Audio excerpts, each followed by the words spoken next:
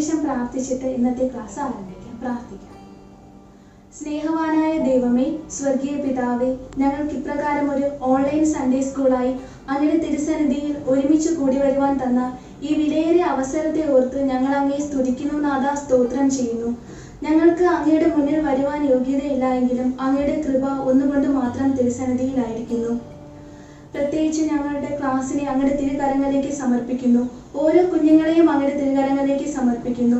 അങ്ങയുടെ വചനം ശരിയായ രീതിയിൽ പഠിക്കുവാനുള്ള ജ്ഞാനം അങ്ങ് ഓരോ കുഞ്ഞുങ്ങൾക്കും അങ്ങ് നൽകണമേ. ഉത്സാഹത്തോടെ പഠിക്കുവാൻ എല്ലാവരെയും അങ്ങ് സഹായിക്കണമേ. അടിയങ്ങളെയും തിരുകരങ്ങളിലേക്ക് സമർപ്പിക്കുന്നു. അങ്ങയുടെ കൃപ കൂടെ ഉണ്ടായിരിക്കണമേ. ഞങ്ങളുടെ ക്ലാസ്സിന്റെ ആദ്യം മുതൽ അവസാനം വരെയും അങ്ങയുടെ തിരുസാന്നിധ്യത്താൽ നിറയ്ക്കണമേ. യേശുവിൻ നാമത്തിൽ പ്രാർത്ഥന കേൾക്കണം സ്വർഗീയ പിതാവേ, ആമേൻ. ക്രൂശിലെ യേശുവിന്റെ ആദ്യ മൊഴി എന്ന പാഠമാണ് നമ്മൾ കഴിഞ്ഞ ക്ലാസ്സിന് പഠിച്ചതല്ലേ. അപ്പോൾ യേശു ക്രൂശിൽ കിടന്നുകൊണ്ട് പറഞ്ഞ ഒന്നാമത്തെ മൊഴി എന്തായിരുന്നു? പിതാവേ, ഇവർ ചെയ്യുന്നത് ഇന്നതെന്ന് അറിയായക കൊണ്ട് ഇവരോട് ക്ഷമിക്കണമേ. അപ്പോൾ ഈ മൊഴിയെ പറ്റിയിട്ടുള്ള കൂടുതൽ കാര്യങ്ങളാണ് നമ്മൾ കഴിഞ്ഞ ക്ലാസ്സിൽ ആ പാഠത്തിൽ പഠിച്ചത്. അതെന്തൊക്കെയായിരുന്നു? ഒന്നാമത്തെ മൊഴിയിലെ സംബോധനയെ പറ്റി പഠിച്ചു. അതുപോലെ യേശു ആരോട് ക്ഷമിക്കണമേ എന്നാണ് പറഞ്ഞത്, അതിനെ പറ്റി പഠിച്ചു. അതുപോലെ സ്തേഫാനോസിന്റെ പ്രാർത്ഥനയെ പറ്റി പഠിച്ചു. ഇന്ന് നമുക്ക് ക്രൂശീകരണവുമായി ബന്ധപ്പെട്ട് വരുന്ന ഒരു പാഠം തന്നെയാണ് പഠിക്കുവാനുള്ളത്. പാഠത്തിന്റെ പേര് ക്രൂശിലെ കള്ളന്മാർ. ഇതിന് ആധാരമായിരിക്കുന്ന വേദഭാഗം ലൂക്കോസ് 23-ാം അധ്യായം 39 മുതൽ 43 വരെയുള്ള വാക്യങ്ങൾ. മൈക്കൽ ആഞ്ചലോ എന്ന ചിത്രകാരനെ പറ്റി കൂട്ടുകാരൊക്കെ കേട്ടിട്ടുണ്ടായിരിക്കും. ലോക പ്രശസ്തനായ ഒരു ചിത്രകാരനാണ് ഇദ്ദേഹം. ലോകം വാഴ്ത്തുന്ന അതിമനോഹരമായ ചിത്രങ്ങളാണ് റോമിലെ സിസ്റ്റൈൻ ചാപ്പലിന്റെ മച്ചിൽ ഇദ്ദേഹം വരച്ചിരിക്കുന്നത്. ആ ചിത്രങ്ങളെ ഞാനൊന്ന് കാണിച്ചു തരാം.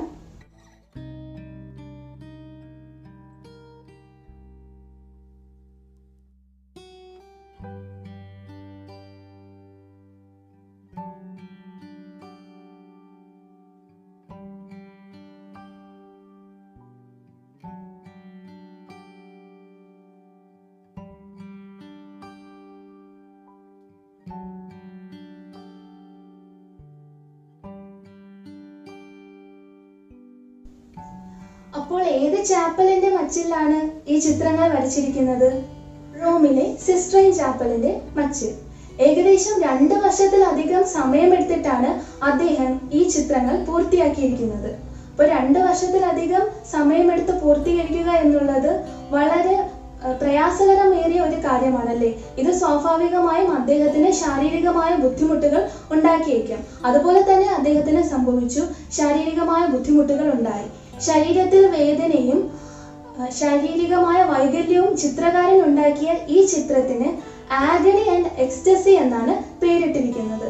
കഠിന വേദനയിലൂടെ ശാശ്വതമായ മഹത്വം. അതായത് മൈക്കൽ ആഞ്ചലോ എന്ന ചിത്രകാരന് ഈ ചിത്രങ്ങൾ ശാരീരികമായ ബുദ്ധിമുട്ടുകൾ ഉണ്ടാക്കിയെങ്കിലും അത് ലോകത്തിന് ഏറ്റവും മനോഹരമായ ചിത്രങ്ങളെയാണ് സമ്മാനിച്ചത്. മഹത്തുക്കളായ പല വ്യക്തികളും തങ്ങളുടെ വേദനയിലൂടെ ലോകത്തിന് നന്മ നൽകി. അതുപോലെയാണ് നമ്മുടെ കർത്താവായ യേശുവും. തന്റെ ഈ മരണകരമായ വേളയിലും മറ്റുള്ളവർക്ക് അനുഗ്രഹം പകരുന്നു. ആ യേശു കർത്താവിനെയാണ് നമ്മുടെ ഇന്നത്തെ പാഠം നമുക്ക് കാണിച്ചു തരുന്നത്. അപ്പോൾ 2 കള്ളന്മാരുടെ മധ്യയാണ് യേശുവിനെ ക്രൂശിച്ചതെന്ന് നാം കുഞ്ഞു ക്ലാസ് മുതലേ പഠിക്കുന്നതാണ് അല്ലേ. എന്തുകൊണ്ടായിരിക്കാം 2 കള്ളന്മാരുടെ മധ്യത്തിലായിട്ട് യേശുവിനെ ക്രൂശിച്ചത്? അതിന് കാരണം എന്തായിരിക്കാം? പ്രത്യേകിച്ച് കാരണങ്ങളൊന്നും വേദപുസ്തകത്തിൽ പറയുന്നില്ല. ഒരുപക്ഷെ പീലാത്തോസ് കൽപ്പിച്ചിട്ടുണ്ടായിരിക്കാം, അല്ലെങ്കിൽ പടയാളികളുടെ നിർദ്ദേശം അനുസരിച്ചായിരിക്കാം യേശു കർത്താവിനെ 2 കള്ളന്മാരുടെ മധ്യത്തിലായിട്ട് ക്രൂശിച്ചത്. യേശു കർത്താവിനെ പാപികളുടെ സ്നേഹിതൻ എന്നാണ് വിളിച്ചിരുന്നത് അല്ലേ. അപ്പോ ആ ഒരു വിളിയിൽ യേശു കർത്താവ് ലജ്ജിതനായിരുന്നില്ല. കാരണം അതിക്രമക്കാരോട് കൂടി എണ്ണപ്പെടുകയും അവർക്കായി ഇടനിൽക്കുകയുമാണ് യേശു കർത്താവ് ചെയ്തത്. ഇന്നും യേശു കർത്താവ് പാപികൾക്ക് സമീപസ്ഥനാണ്. നമ്മെ ഓരോരുത്തരെയും രക്ഷിക്കുവാനായിട്ടാണ്, നമ്മുടെ ഓരോരുത്തരുടെയും പാപത്തിന് പകരമായിട്ടാണ് യേശു കർത്താവ് ഈ ശിക്ഷ കൈവരിച്ചത്. 2 കള്ളന്മാരെയാണ് നമുക്ക് ഇവിടെ കാണുവാൻ കഴിയുന്നത് അല്ലേ. കള്ളന്മാരെന്ന് നാം ആരെയാണ് വിശേഷിപ്പിക്കുന്നത്? എന്തെങ്കിലും വസ്തുക്കൾ മോഷ്ടിക്കുന്നവരെ. അപ്പോൾ ഈ കള്ളന്മാർ കേവലം മോഷ്ടാക്കൾ ആകണമെന്നില്ല. ആ കാലത്ത് റോമൻ സാമ്രാജ്യത്തിനെതിരെയുള്ള എതിർപ്പ് മൂലം ഒരു കൂട്ടം ജനങ്ങൾ റോമൻ സാമ്രാജ്യത്തിനെതിരെ കലഹമുണ്ടാക്കിയിരുന്നു. അപ്പോൾ അവർ റോമൻ അധികാരികളിൽ നിന്നും രക്ഷപ്പെടുവാനായിട്ട് ഒളി സങ്കേതങ്ങളിലായിരുന്നു താമസിച്ചിരുന്നത്. അവിടെ അവർക്ക് ഉപജീവന മാർഗത്തിനായിട്ട് ഒരു പക്ഷേ ഈ മോഷണം ഒരു തൊഴിലാക്കിയവരായിരുന്നിരിക്കാം ഇവർ. ബറബാസിനോട് കൂടെ മോചിക്കപ്പെട്ട ആ 2 കള്ളന്മാരും ഒരു പക്ഷേ ഇവരുടെ കൂട്ടത്തിൽ ഉള്ളവരായിരുന്നിരിക്കാം.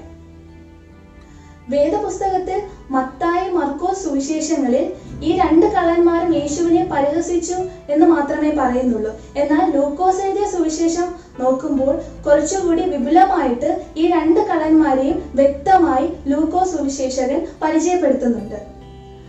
വാസ്തവത്തിൽ യേശു കർത്താവിന്റെ വലത് കിടന്ന കള്ളനാണോ ഇടത് കിടന്ന കള്ളനാണോ മാനസാന്തരപ്പെട്ടത്? ഒരിക്കലും വേദപുസ്തകത്തിൽ പറയുന്നില്ല ഏത് ഭാഗത്തുള്ള കള്ളനാണ് മാനസാന്തരപ്പെട്ടതെന്ന്. അപ്പോൾ ഓർത്തിരിക്കുക, ഏത് ഭാഗത്തുള്ള കള്ളനാണ് മാനസാന്തരപ്പെട്ടതെന്ന് വേദപുസ്തകത്തിൽ പറയുന്നില്ല. പക്ഷെ വേദപുസ്തകത്തിന് പുറത്തുള്ള പാരമ്പര്യ കഥകളിൽ പറയുന്നു വലതു ഭാഗത്തുള്ള കള്ളനാണ് മാനസാന്തരപ്പെട്ടതെന്നും അവന്റെ പേര് ദെസുമസ് എന്നായിരുന്നു എന്നും. അപ്പോൾ നമുക്കിനി 2 കള്ളന്മാരെ പറ്റി പഠിക്കാം. ആദ്യം ഞാൻ പറയാൻ പോകുന്നത് മാനസാന്തരപ്പെടാത്ത കള്ളനെ പറ്റിയാണ്.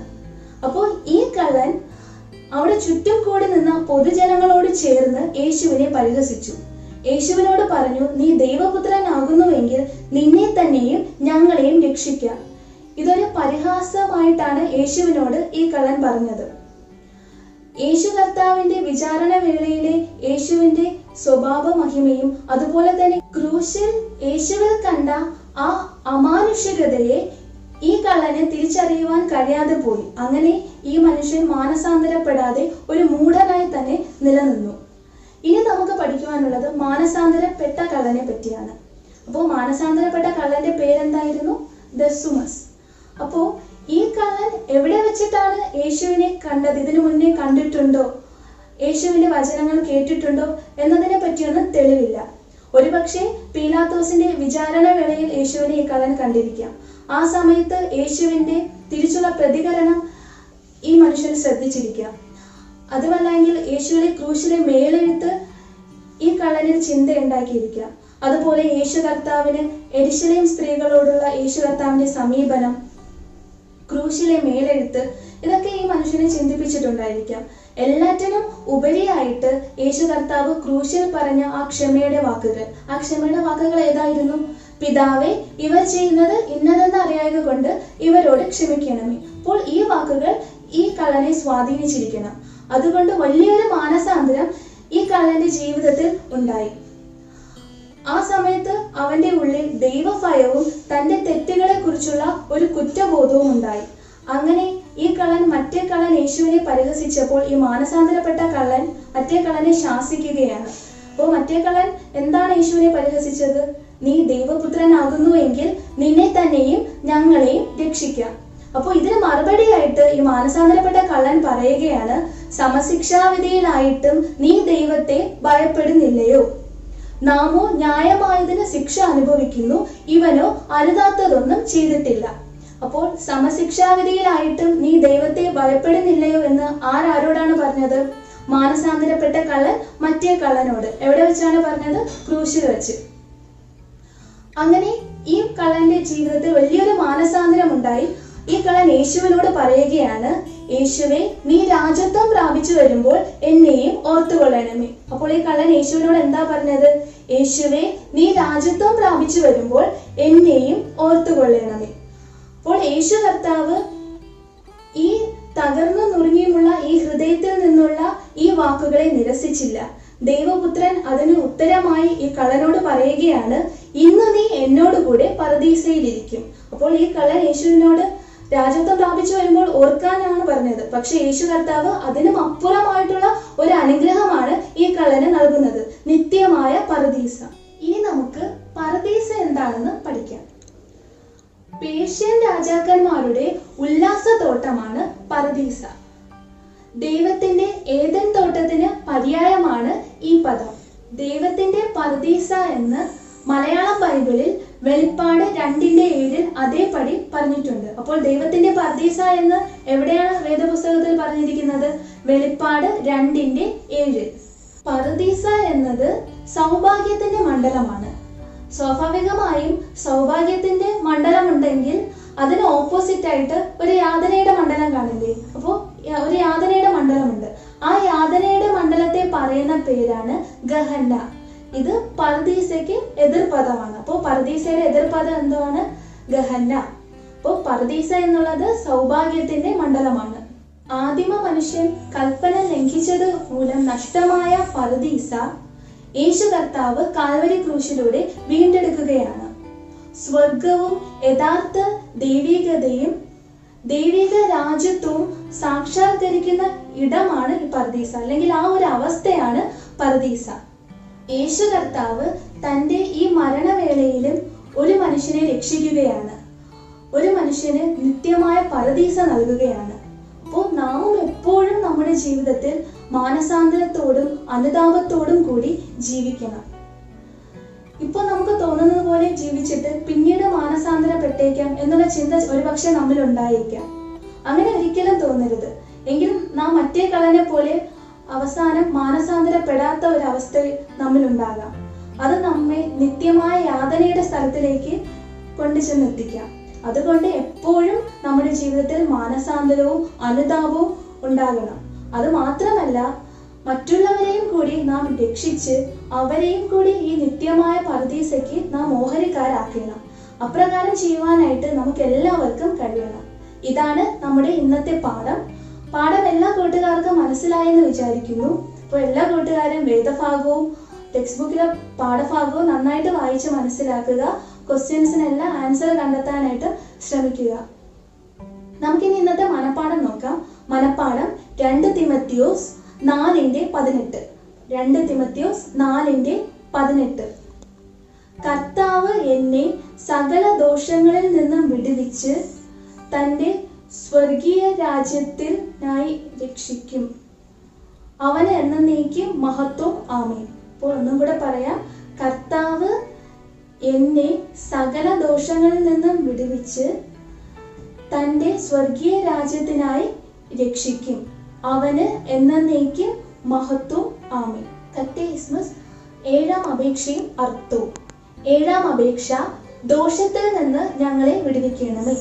അർത്ഥം: ശരീരം, ആത്മാവ്, സമ്പത്ത്, മാനം എന്നിവയ്ക്കെതിരായ എല്ലാ ദോഷങ്ങളിൽ നിന്നും നമ്മുടെ സ്വർഗസ്ഥ പിതാവ് നമ്മെ വിടുവിക്കുകയും നമ്മുടെ മരണനാഴിക വരുമ്പോൾ നല്ല അവസാനം നൽകുകയും ഈ കണ്ണുനീരിൻ താഴ്വരയിൽ നിന്നും കരുണയാൽ സ്വർഗത്തിൽ തന്റെ അടുക്കൽ ചേർക്കുകയും ചെയ്യണമെന്ന് എല്ലാറ്റിന്റെയും സാരാംശമായി ഈ അപേക്ഷയിൽ നാം പ്രാർത്ഥിക്കുന്നു.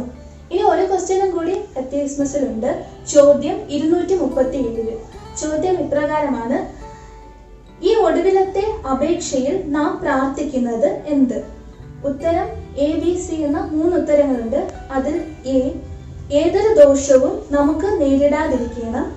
B, അവൻ നമുക്ക് ചുമക്കുവാൻ നൽകിയ ക്രൂശ് ചുമക്കുവാൻ സഹായിക്കുകയോ ചെയ്യണം. C, സകല ദോഷത്തിൽ നിന്നുള്ള വിടുതലാകുന്ന ഭാഗ്യമുള്ള ഒരു അവസാനം നൽകണം. അപ്പോൾ നമുക്കിനി ഒരു നിമിഷം കൂടി പ്രാർത്ഥിച്ചിട്ട് ഇന്നത്തെ ക്ലാസ് അവസാനിപ്പിക്കാം. പ്രാർത്ഥിക്കാം. സ്നേഹവാനായ ദൈവമേ, സ്വർഗീയ പിതാവേ, ഞങ്ങളുടെ ഈ ക്ലാസിന്റെ ആദ്യം മുതൽ അവസാനം വരെയും അങ്ങയുടെ തിരുകൃപ കൂടെ ഉണ്ടായിരുന്നതിനാൽ ഞങ്ങൾ അങ്ങേക്ക് നന്ദി പറയുന്നു. നാഥ, അങ്ങേ സ്തുതിക്കുന്നു. ഓരോ കുഞ്ഞുങ്ങളെയും അങ്ങയുടെ തിരുകരങ്ങളിലേക്ക് സമർപ്പിക്കുന്നു.